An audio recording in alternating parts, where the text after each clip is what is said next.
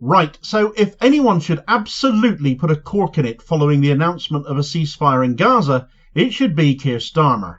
And my God, has social media let him have it.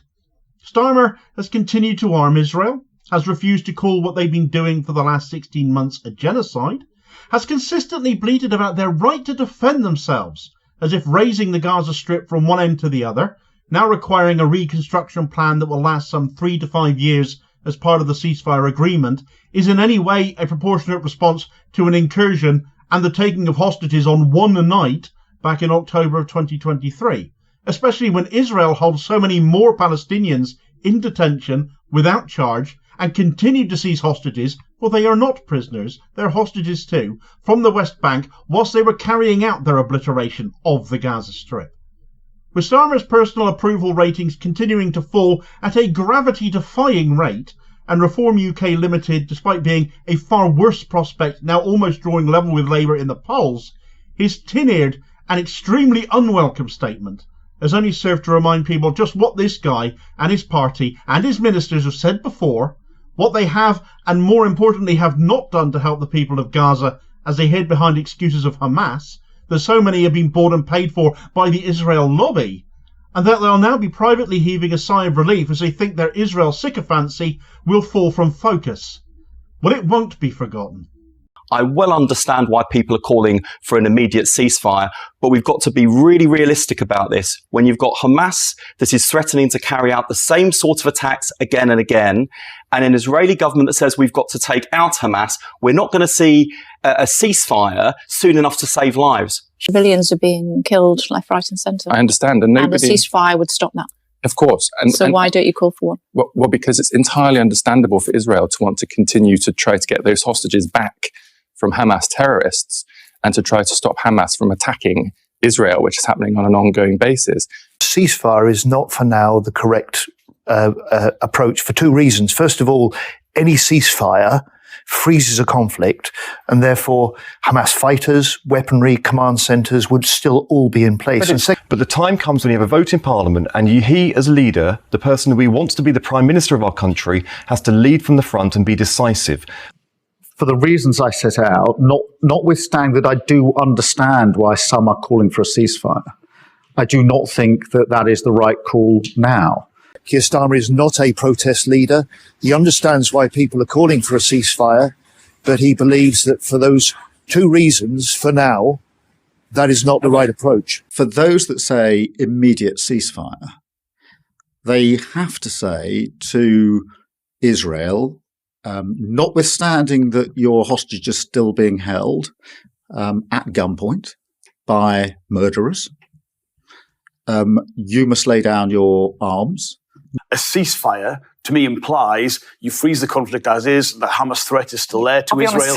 We're acting as we would in government, and that means we're backing Israel's right to defend itself. We're not calling for a ceasefire. I'm very clear. Israel must have that, does have that right to defend herself, and Hamas bears responsibility. A siege is appropriate? Cutting off power, cutting off water?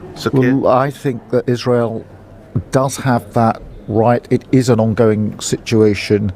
Obviously, everything should be done within international law, but I don't want to step away from the sort of core principles that Israel has a right to defend herself and Hamas bears responsibility for these terrorist acts. And I would call on all responsible states, particularly Middle East responsible states, to call this out for what it is and to stand with the world in condemning, utterly condemning, these actions by Hamas. Right, so that was a short compilation, a reminder of some of the things the Labour Party has been saying over the last 16 months of genocide in Gaza in order to defend their siding with Israel. A compilation put together largely there by Twitter's #1 clipster Saul Staniforth, followed by, of course, that infamous clip of Keir Starmer telling LBC host Nick Ferrari, and of course all of us, the entire nation, that Israel had the right to cut off food and cut off water from the people of Gaza, a people that had been oppressed for decades, allowed to be the recipients of war crimes, who have lived under Israeli occupation since 1967, have been effectively living in a concentration camp for generations with a whacking Great Wall surrounding them and their every movement strictly controlled. Yet we get told a ceasefire can't come soon enough to save lives from Labour friend of Israel was streeting there, which is mind-numbing stupidity. That war is the answer over negotiation at any time, as implied by now Chief Secretary to the Treasury Darren Jones. A ceasefire is not right because they freeze conflicts from John Healey. My God, he's quick, isn't he? That's our Secretary of Defence there, folks. Truly awe-inspiring stuff. Starmer lecturing us on backing a ceasefire, meaning that Israeli hostages are being held at gunpoint by murderers, when more than 46,000 Gazans have literally been murdered by the IDF, whilst utterly failing to rescue the hostages Starmer seems so concerned about. It doesn't appear to register in his tiny, incompetent and politically inept mind once. But then he owes the Israel lobby literally everything right down to being where he is today, one of the most unpopular and widely disliked British Prime Ministers ever. It is in light of all of that that Starmer has dropped a particularly ill-advised statement in response to the news that a ceasefire has finally been passed. And it reads, "After months of devastating bloodshed and countless lives lost, this is the long overdue news that the Israeli and Palestinian people have been waiting for. They have borne the brunt of this conflict, triggered by the brutal terrorists of Hamas, who committed the deadliest massacre of Jewish people since the Holocaust on October 7, 2023. The hostages, who were brutally ripped from their homes on that day and held captive in unimaginable conditions ever since, can now finally return to their families. But we should also use this moment to pay tribute to those who won't make it home, including the British people who were murdered by Hamas. We will continue to mourn and remember them. For the innocent Palestinians whose homes turned into a war zone overnight, and the many who have lost their lives, this ceasefire must allow for a huge surge in humanitarian aid, which is so desperately needed to end the suffering in Gaza. And then our attention must turn to how we secure a permanently better future for the Israel and Palestinian people, grounded in a two-state solution that will guarantee security and stability for Israel alongside a sovereign and viable Palestinian state. The UK and its allies will continue to be at the forefront of these crucial efforts to break the cycle of violence and secure long-term peace in the Middle East." Right. Okay, deep breath so I don't say something to get myself banned. The supposed massacre Starmer alludes to that he levies solely on Hamas has never been verified independently because Israel has not allowed it. However, footage that has emerged from that night includes shots taken from helicopter gunships targeting people fleeing the kibbutzim and the Nova Music Festival, and Hamas don't have any helicopters, do they, Keith? Eyewitnesses have also claimed Israeli tanks and fire killed certainly some people on that night. Hamas don't have tanks either, Keith. And Israel screwed up when counting the bodies of those burned, because they accidentally included the burned bodies of Hamas insurgents, as it later turned out. So Hamas are into torching themselves after they break into Israel, are they? We're supposed to buy that one, are we? How about you stick your accusations until independent investigation has actually taken place, and don't be so stupid as to take Israel's word for anything? How about you demand that so we know the actual truth?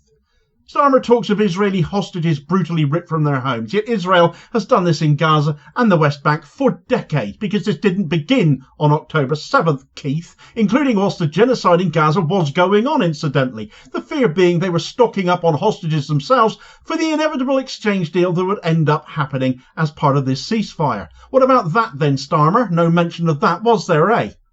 Starmer talks of British people killed by Hamas. I'm not sure which ones he's talking about here, if I'm honest, but I do know about the opposing example of the World Central Kitchen workers who were blown up on their way to deliver aid to the innocent Gazan people that you feign sympathy for. 3 of them were British, weren't they? By Israeli fire after filing their travel route with the IDF. Wasn't that the case?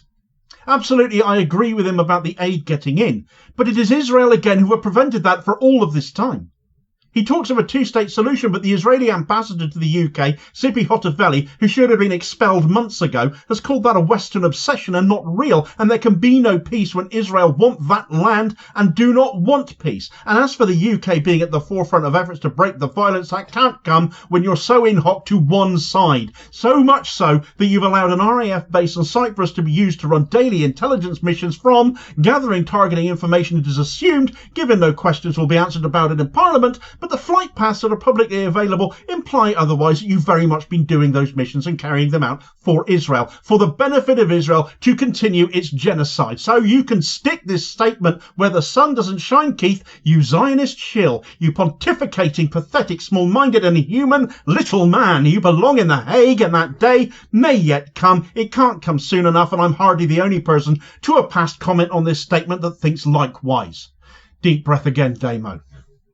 Despite his 1.8 million followers, Keir Starmer has garnered only 3,000 retweets of this statement, compared to 5,600 replies over the 16 hours it had been live at time of writing. And of course, many of those retweets, incidentally, will have been quote tweets, and none of them have anything good to say about Starmer, as you will not be surprised by.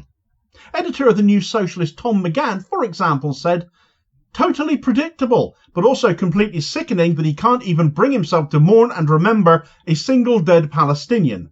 If you wanted a 21st century embodiment of the banality of evil, it would be Starmer."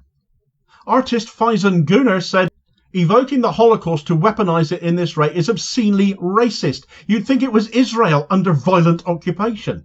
As for innocent Palestinians versus massacre of Jews, was the IOF surveillance base surrounding the Strip innocent?"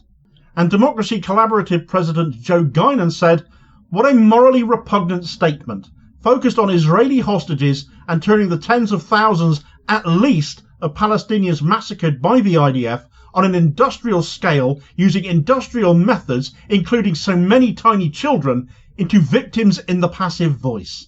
These were amongst the more eloquent, more polite replies. Many I couldn't possibly use, expletive-laden as they are, but not one positive quote tweet could I find to this statement. Starmer has been deservedly roasted here, and I fully expect his unpopularity to sink to further hitherto untold depths following this. He deserves nothing less. People are sickened by him, and over this, nobody wants to hear from him. He has got plenty of his own problems internally to deal with anyway, not least once again caused by his own bias, as splits within his party, divisiveness caused by him, have reached a head following the resignation of Corruption Minister Tulip Siddiq. Get all the details of that story in this video recommendation here as your suggested next watch. Please do hit like, share and subscribe to the channel if you haven't already done so. Very much appreciated as that is, and ensures you don't miss out on new daily content. And I will hopefully catch you on the next vid. Cheers, folks.